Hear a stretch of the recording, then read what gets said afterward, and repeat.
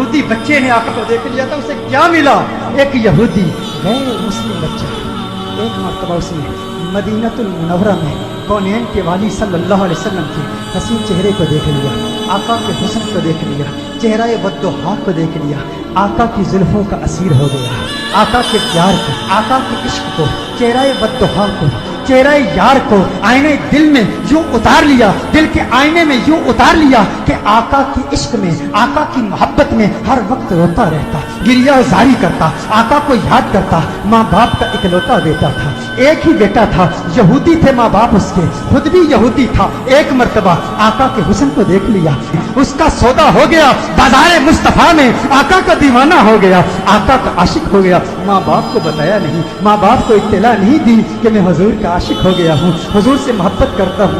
چپ کے گھر سے چھپ کر کسی بہانے، کبھی بکریاں چرانے کے بہانے مدینۃ المنورہ میں آقا کے حسن کو تلاش کیا کرتا، کبھی مسجد نبوی شریف کے دروازے سے چپ کے آقا کا حسین چہرہ دیکھ لیا کرتا تھا، آقا کے حسن کو دیکھتا، آقا کی عظمتوں کے ترانے الاپتا۔ ایک وقت گزر گیا، ایک مدت بیت گئی، آقا کا دیدار نہیں ہوا۔ تمنائے دیدار مصطفیٰ صلی اللہ علیہ وسلم میں بیمار ہو گیا، بیمار عشق مصطفیٰ ہو گیا، اس قدر بیمار ہوا کہ بستر علالت کو اپنا بچھونا بنا لیا، وہ بستر پر آ گیا۔ ماں باپ پریشان ہیں، حیران ہیں، اسے کیا ہوا، اچانک اسے کیا ہو گیا۔ بے شمار فزیشنز کو بلایا، اپنے وقت کے معالج حکیموں کو بلایا، اطباء کو بلایا، لیکن کسی کو پتہ نہ چلا اس کا مرض کیا ہے، اس کا مرض کیا ہے۔ کوئی ظاہری سمپٹمز نظر نہیں آ رہے، زخم نظر نہیں آ رہا، گویا زبان ہاتھ سے کہہ رہا ہے یہ زخم طیبہ ہے، یہ سب کو نہیں ملتا، کوشش نہ کرے کوئی اس زخم کو سینے کی۔ ماں باپ پریشان، رشتہ دار پریشان، عزیز و اقارب پریشان، اسے کیا ہو گیا، اچانک کیسے بیمار ہو گیا۔ بیماری شدت پکڑ گئی، اس قدر بیمار ہوا، ایسا بیمار ہوا کہ وہ شام بھی آ گئی جو اس کی زندگی کی آخری شام تھی۔ اب آواز اس کی بہت کمزور ہو چکی تھی، بہت پست ہو چکی تھی، چاہتا تھا کسی طرح مدینے والے کا دیدار کرنا۔ یہودی ہے، ابھی تک ایمان نہیں لایا، آقا کا دیدار کرنا چاہتا ہے، بڑی مشکل سے آواز بلند کرتا ہے میرے والد محترم، میری ایک تمنا ہے، میری ایک آرزو ہے، میری ایک خواہش ہے، آپ پوری کر دیں گے نا؟ والد نے کہا، ہے میرے لختے جگر، ہے میری آنکھوں کے تارے، تو میرے دل کا سہارا ہے، تو اس دنیا سے آج جا رہا ہے۔ معالج اطباء ڈاکٹرز نے جواب دے دیا ہے تیرے بچنے کا کوئی امکان نہیں ہے، تیری خواہش کیسے پوری نہیں کروں گا؟ کہا میرے والد محترم، مرنے والے کی خواہش تو دشمن بھی پوری کرتے ہیں، آپ ناراض تو نہیں ہوں گے نا؟ کہا ناراض نہیں ہوتا، تو بتا کیا چاہتا ہے؟ کہا اپنا دل آمنہ کے لال کو دے چکا ہوں، میں محمد عربی کا عاشق ہو چکا ہوں، ان کے عشق میں غائل ہو چکا ہوں، میری ایک خواہش، میری ایک تمنا، میری ایک آرزو، ایک مرتبہ چہرہ والضحیٰ کو دیکھنا چاہتا ہوں، ایک مرتبہ آقا کی حسین زلفوں کو دیکھنا چاہتا ہوں۔ والد ناراض ہو گیا، والد نے غصہ کیا، ارے ظالم تو کیا کہہ رہا ہے، دنیا سے جا رہا ہے، اپنا دین بھول چکا ہے، کیا کہہ رہا ہے؟ کہا ہے والد محترم، آپ نے وعدہ کیا تھا نا، آپ نے کہا تھا میری آخری خواہش پوری کریں گے۔ والد نے کہا میں نے وعدہ کیا تھا، تو میرا اکلوتا بیٹا ہے، تیری خواہش پوری کروں گا۔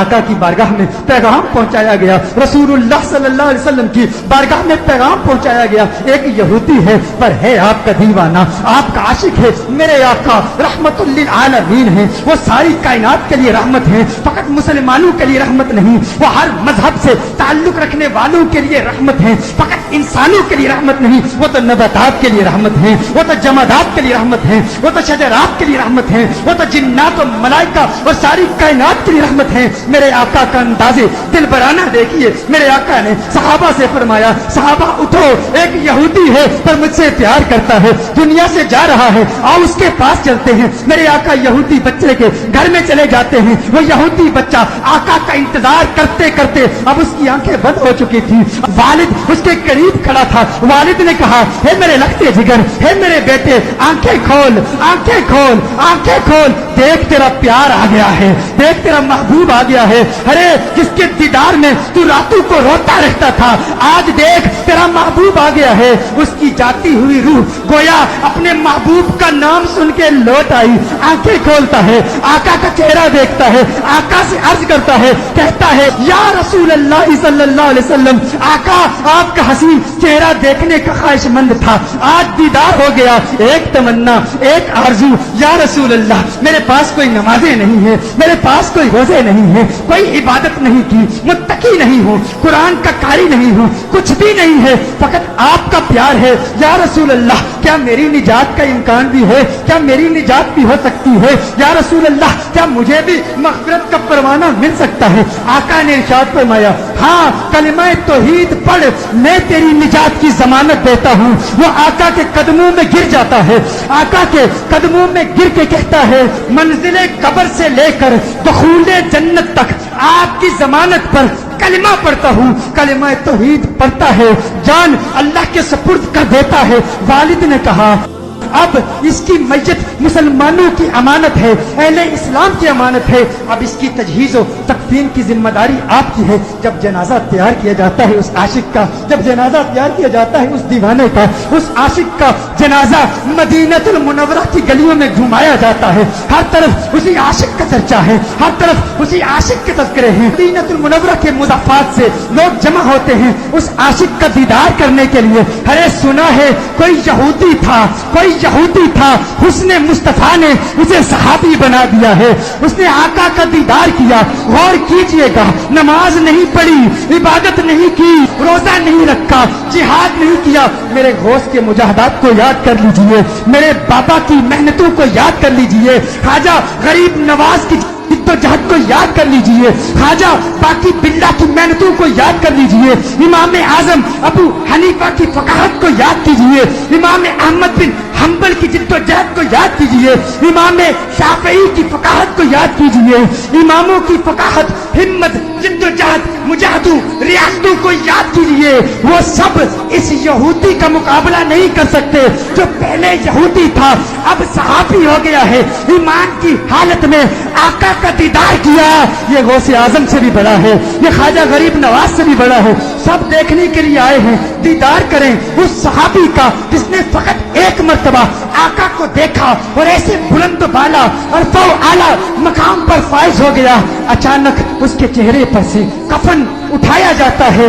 सहाबा ये मंजर देखकर हैरान हो जाते हैं कि उसके चेहरे से नूर की किरण निकलती है, आसमान की तरफ फैल जाती है। सारे हैरान हैं।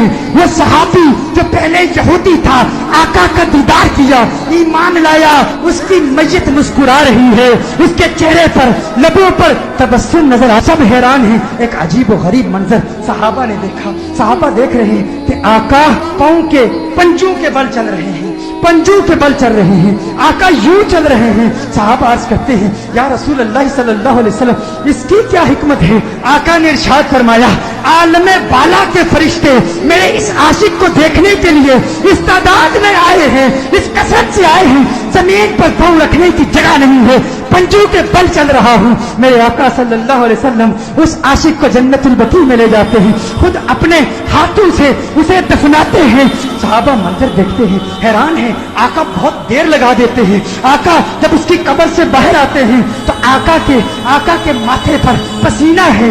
सहाबा अर्ज करते हैं, या रसूल अल्लाह सल्लल्लाहु अलैहि वसल्लम आका क्या हुआ, इतना वक्त क्यों लगा? आका ने फरमाया, जब ये इस दुनिया से गया था मुझसे वादा लिया था, मैंने वादा किया था, मैंने कहा था कब्र की मंजिल से लेकर दुखूले जन्नत तक मैं तेरी मग़फ़िरत की जमानत देता हूँ। कहा ये बात सुनकर जन्नत की हूरें इतनी खुश हुई है, इतनी तादाद से आई है। जब इसे कब्र में रखा गया तो बेतहाशा इसकी तरफ भागी हुई गई है और इसके चेहरे की बलाएं ले रही हैं। आका ने इरशाद फरमाया, इसलिए देर हो गई और मेरा पसीना इसके चेहरे पर गिरा है, मेरा पसीना इसके चेहरे पर गिरा है। अब क़यामत तक इसका चेहरा महकता रहेगा।